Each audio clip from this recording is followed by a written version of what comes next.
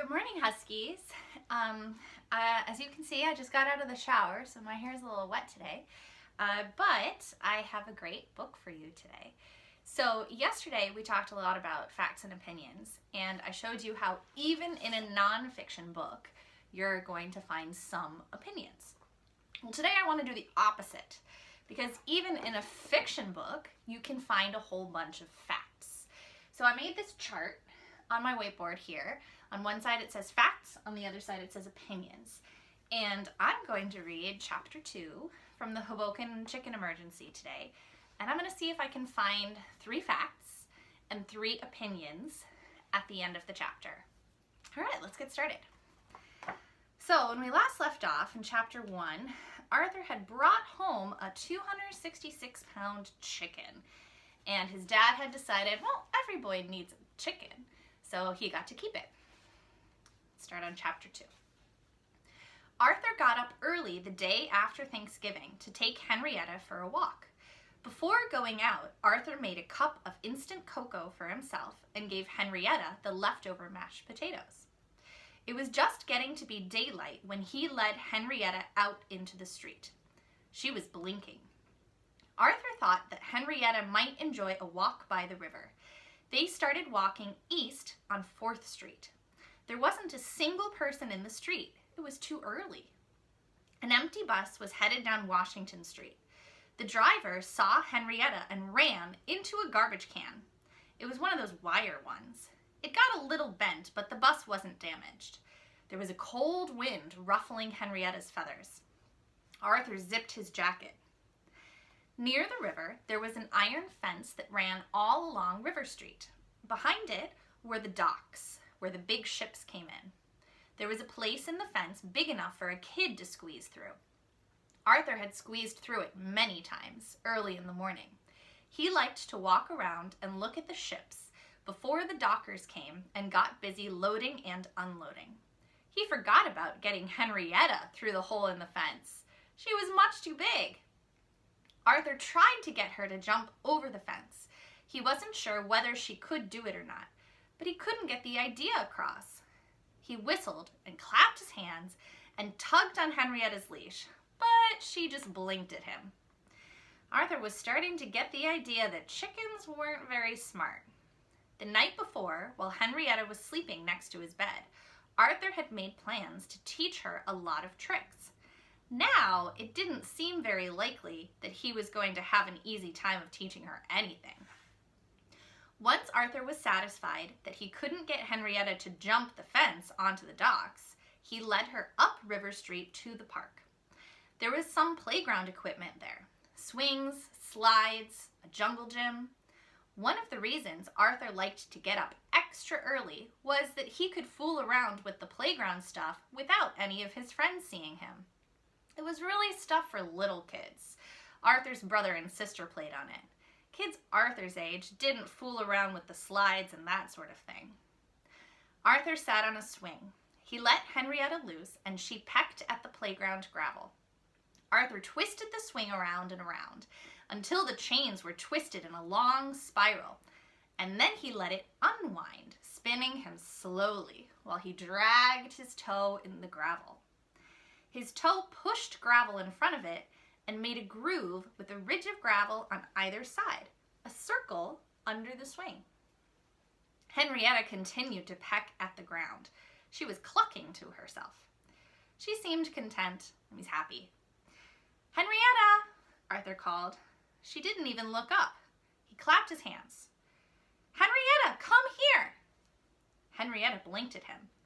Arthur jumped off the swing and started walking away. "Okay, just stay here by yourself," he said. Henrietta galloped after him, crashed into him, and after they had both gotten their balance, followed Arthur around the playground clucking. She wasn't all that stupid, just slow and clumsy. "Heel, Henrietta, heel, girl," Arthur said. Every now and then Arthur would run a few steps, and Henrietta would scurry to catch up with him. She was doing pretty well for a chicken who had never been trained before. Arthur was having fun. Every now and then he would pat Henrietta on the back and scratch her neck feathers. She liked that. She stretched her neck and made a sort of cooing noise. There was a day off from school, Thanksgiving vacation, and Arthur knew that some kids would be along in an hour or so. He had Henrietta pretty well trained to follow him. That would go over pretty well.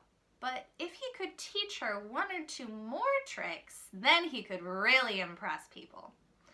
He taught her to swing on the swings. It was easy. First, Arthur jumped up on the swing and stood on the seat.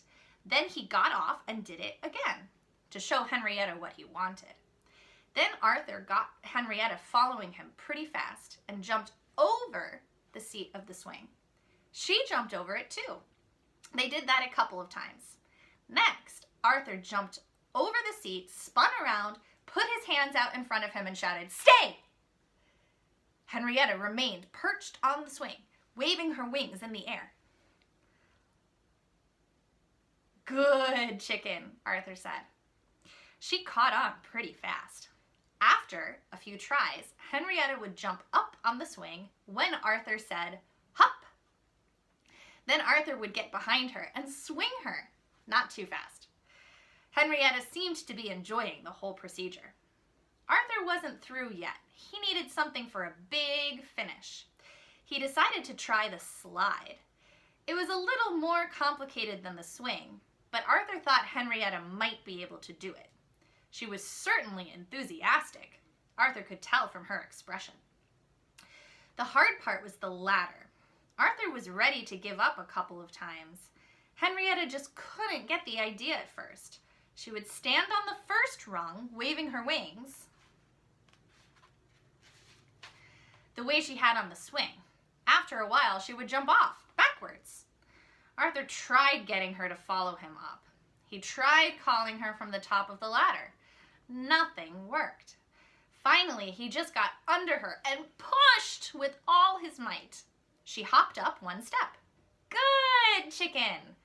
Henrietta jumped off backwards and nearly landed on him. Still, she had hopped up one step. She could do it. The rest was just practice. When Henrietta finally got to the top, she discovered that she liked sliding down. After being led around to the ladder by Arthur the first couple of times, she learned to run around after each slide, climb the ladder, and slide down again. She never seemed to get tired of it and would keep sliding until Arthur shouted, "Henrietta, heel!" She looked good doing it. Arthur had a great finish for his trained chicken act. Arthur had thought ahead enough to fill his jacket pockets with oatmeal cookies. When he thought that Henrietta had enough training for one day, he gave her some cookies as a reward. He scratched her head and stroked her neck. "Good chicken," he said. And there's a picture of Henrietta on the swing. What do you think? Does she look excited? Arthur waited for some kids to turn up. Arthur sat on a swing tossing broken bits of oatmeal cookie to Henrietta. She was learning to catch them in midair. A small trick, but it gave Arthur something to do for an encore. People were leaving their houses to go to work. There was traffic outside the little park. No one bothered to look over and see a boy in a swing feeding cookies to a 266-pound chicken. Arthur felt good. He was really getting to like Henrietta a lot. He didn't have to go to school, and he was planning to amaze his friends. His friends would just be sitting down to breakfast now. Mama and Papa would be noticing that he and Henrietta were gone. They wouldn't be worried. Arthur often sneaked out early. Mama would give him a lecture about eating a well-balanced breakfast, but it wouldn't be too serious. Arthur didn't sneak out early every day. And today was special anyway. It was his first day with Henrietta and the day after Thanksgiving. A door opened to a house across the street from the park, and something mostly black and big and fast came out, bounded across the street, over the fence, and into the park. It was Bozo. Arthur knew most of the dogs in Hoboken. People in Hoboken often let their dogs loose in the morning and don't expect them back until dinner time. The dogs wander around, meet other dogs, knock over garbage cans, get into trouble, and wander home around 6 o'clock. Bozo was a big German shepherd. Arthur knew him. He wasn't a bad dog, but he was sort of a bully. He liked to bark at people and try to scare them, and he pushed other dogs around. Bozo's first stop every morning was the park. He thought it was his park, and he ran all around it every morning, barking at people he met and chasing out any dogs who had gotten there before him. He ran straight at Arthur and Henrietta, but he wasn't really looking at them. They were just in the path of his usual first run across the playground. Bozo and Henrietta saw each other at the same time. Both of them made a loud noise. Henrietta said, "Oh!" and jumped 10 or 15 feet into the air. Bozo said, "Eep!" and skidded to a stop. And there's a picture of them when they first meet each other. Arthur was impressed with the jump that Henrietta had made. That fence was going to be no problem at all next time. The dog and the chicken were staring at each other, frozen.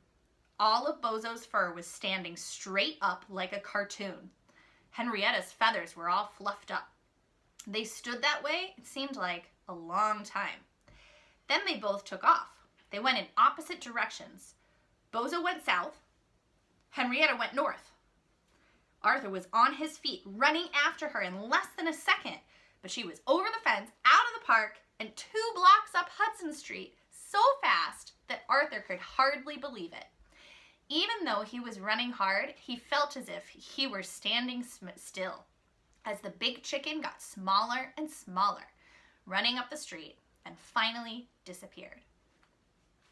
And that's the end of the chapter. All right, now I'm going to try and see if I can come up with 3 facts and 3 opinions from the book that I read today. Well, one fact is an easy one. I know that Henrietta weighs 266 pounds, so I'm going to write that down. That's a fact because it says it over and over and over again in the book. And it's something that we can prove is true if she gets on the scale. I'll put that on the fact side of my whiteboard. All right, here's an opinion. Henrietta learned some really cool tricks. That's an opinion because I think the tricks are really cool, but not everybody might think so.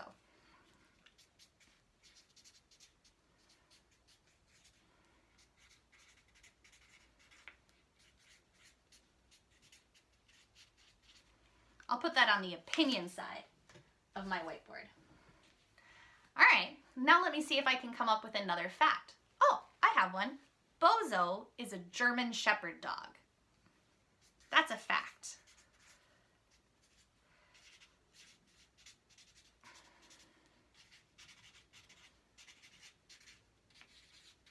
So I'll put that on the fact side of my whiteboard. All right, let me think of another opinion. In my opinion, it would be fun to have a 266-pound chicken. That's what I think. So I'm going to write that down under opinions.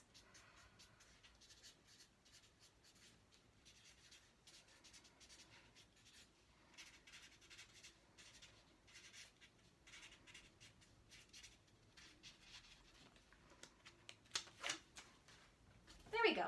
One more of each. Fact. Let me think. Oh, I know a fact. The park that they go to has a swing set. I know that because Henrietta was swinging on the swings. So obviously they had a swing set. I'll write that down.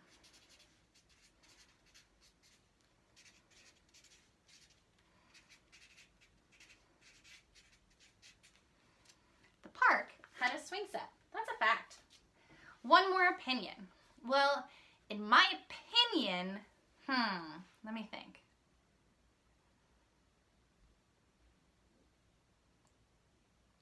In my opinion, it would be scary if you saw a giant chicken running down the street. So I'm going to write that down under opinions.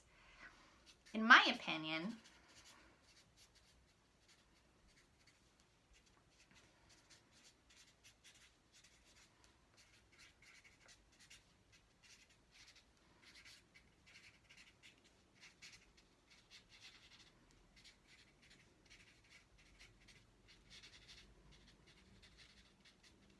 and I'll put that under opinions. Now it's your turn. When you're reading a book today, see if you can find 3 facts and 3 opinions from the book that you read. Could be a fiction book or a nonfiction book, whatever you like. All right, see you later, 3rd graders.